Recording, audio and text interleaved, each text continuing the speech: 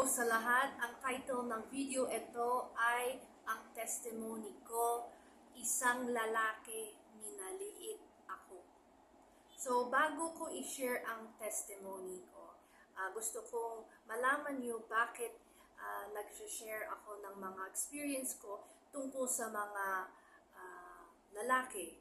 And these lalaki are mga worldly, sinful, and most of them are Christian din that na-label nila sarili ng believers. Pero yung trato nila sa akin, hindi tama. At hindi mukhang believer, okay, Christian. So, para malaman ng madaming babae that huwag tayo maging uto-uto sa mga tao. It doesn't matter kung babae, lalaki, mas matanda or mas mabata. Kailangan ang gamit tayo ng wisdom natin at discernment and understanding. And that's why na-share ko itong mga experiences ko para malaman nyo ang katotohanan sa buhay in different aspects of life. Pero importante, magdasal tayo kay Lord Jesus Christ at Holy Spirit para turuan tayo paano gawin ang kalooban ng Diyos, but be wise enough para hindi tayo ma-abuse ang mga tao, especially sa mga lalaki. And I'm not trying to put mga lalaki down, okay? I am sharing itong testimony ko para mas malakas ang loob ang mga babae to be independent, but dependent 100% kay Lord Jesus Christ. Kasi I am working to be a virtuous, godly woman. Diba sa Proverbs 31, that yung babae is independent. Ang dami niyang kayang gawin. Hindi siya nag-aasa sa asawa niya or sa mga tao. But she strives to do God's will. And lahat ng lakas niya galing kay Father God, Jesus Christ, at Holy Spirit. So, that is why nag-share ako ng mga experiences ko. And most importantly, tandaan nyo kung natrato kayo ng mga taong ganito, and most especially mga lalaki ng masamang ugali, hindi ibig sabihin hindi kang yung nagawa mo mali. Hindi. Kasi it will reflect ang ugali nila sa puso nila at isip nila. That sa tingin nila, hindi mo kaya, hindi ka malakas ang tao kasi diba sa culture natin, dapat mga babae, dependent sila sa mga tao, most especially sa lalaki or asawa or boyfriend, right? Or tatay. And hindi ang kalooban ng Diyos yun. Even though kung lalaki ka, dapat hindi ka dependent sa ibang tao. Okay? Kay Jesus Christ lamang ang lakas natin at nagtitiwala tayo. At we obey His will. Okay? So that, yun ang gusto kong malaman nyo. So, that sana ma-encourage kayo sa mga testimonies ko. So, I get to the nangyari sa akin. Nasa Los Baños, Laguna ako, and nasa Olivares Mall. And gusto ko umuwi na. It was about mga 2-3 o'clock na.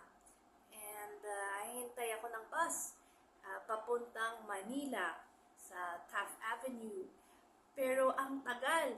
And nakita ko merong isang babae, mga siguro early 20s, and naghihintay din siya. Mas matagal ang hintay niya sa akin kasi kanina pa siya doon.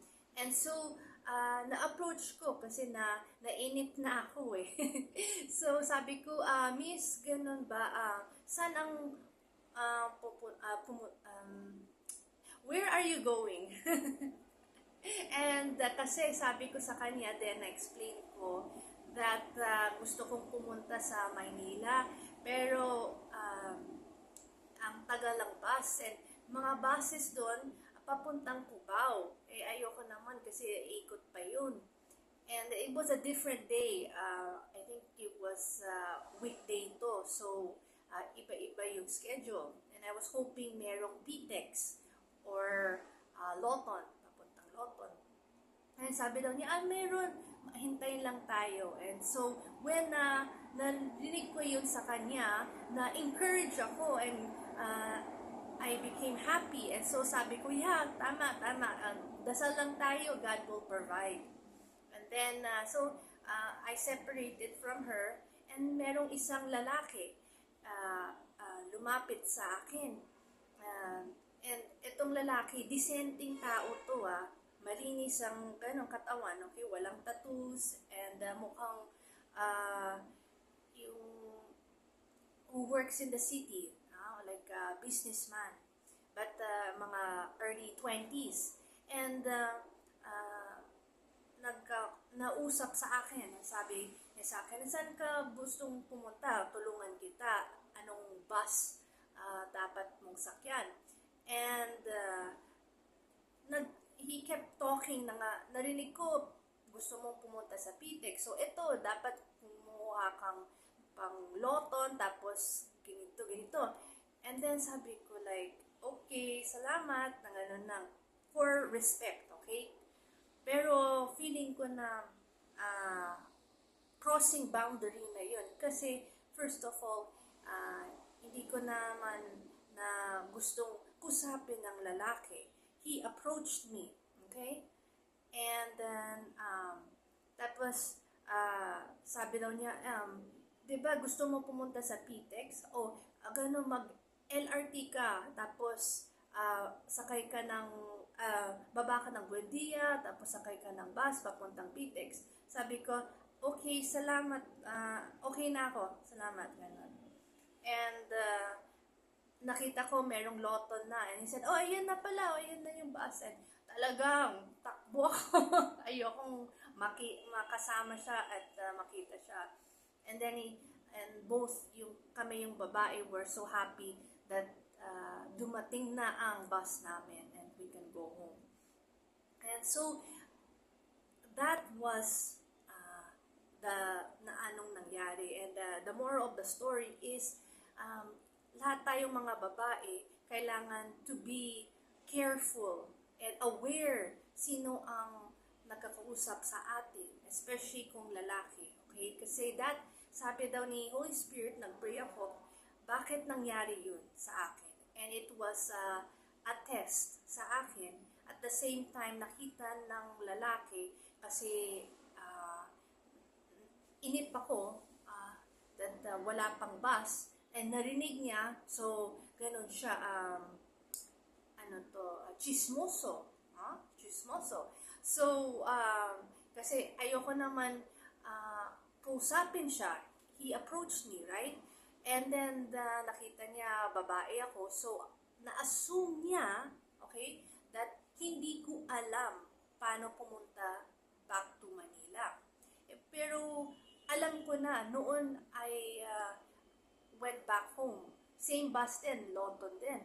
Pero, I was hoping baka merong mas better bus, right? And it was a different day, weekday to. Pero, kasi, ako, when naiisip ako ng mga solutions, mga situations ko, I always explore anong better ways. I find all types of solutions through prayer, okay, through the guidance of the Holy Spirit. Pero itong lalaki,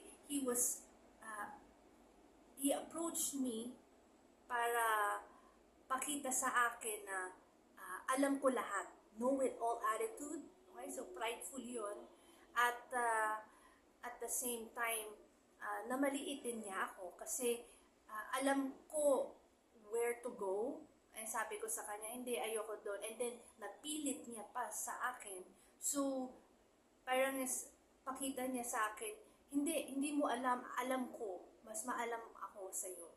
And that is where tayo mga babae kailangan be aware of that and iwas tayo sa mga taong gano'n. Okay? And ignore nang and after that, syempre, nainis ako. Pero when I got home, I forgave him. Okay? Kasi, syempre, ayokong merong masamang loob sa puso ko, kasalanan yon. And bahala ni si Father God sa kanya, anong mangyari sa kanya, yung will ni Father God sa buhay niya. Pero, I learned something new that when na-approach yung mga tao sa akin, especially kung lalaki, be always aware anong tactic nila. You have to pray and ask the Holy Spirit, Jesus Christ, ano to, bakit sobrang bait to or sobrang tulungin? Kasi merong yung lalaking gustong tulungan ako, gusto niya pakita sa akin mas magaling siya. Maliitin niya ako. And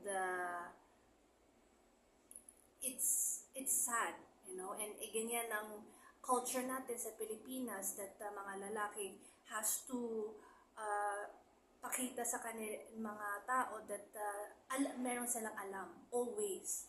And kung kasi nakita niya ako, I was being independent. Wala akong kailangan tulong or I don't ask help from other people. Pero I get help from the Lord Jesus Christ. And yun, napakita niya sa akin that hindi nang inggit, but na-feel niya inferior siya. Kasi di ba mga lalaki has to be like, kami ang merong alam, you depend on us, right? And that's why namaliitin niya ako. That's what the Holy Spirit nasabi niya sa akin. So, this is a warning lang sa mga babae that when mangyari sa inyo to, tawaanan mo na. Be like, ay nako, prideful tong tao to. You know? And then move on. Huwag kang masamang loob at importante, when mabait sila sa'yo, always think, bakit kaya? Merong kailangan to or gustong kontrolin ako? Okay? That's through prayer and discernment and wisdom from the Lord Jesus Christ and Holy Spirit. Okay? So, sana ma-share nyo tong video para mas madaming mga babae will understand yung katotohanan ng huwag tayo maging uto-uto sa mga tao, especially sa mga worldly, sinful men. Ang dami na yun, okay? We're in the last days. Malapit nang darating si Jesus Christ, so kailangan maging prepare tayo like wise virgins in the Bible, right? Para when dumating si Jesus Christ, ready tayo. Okay? Alright? So, this is the end of the message. May Jesus Christ bless you.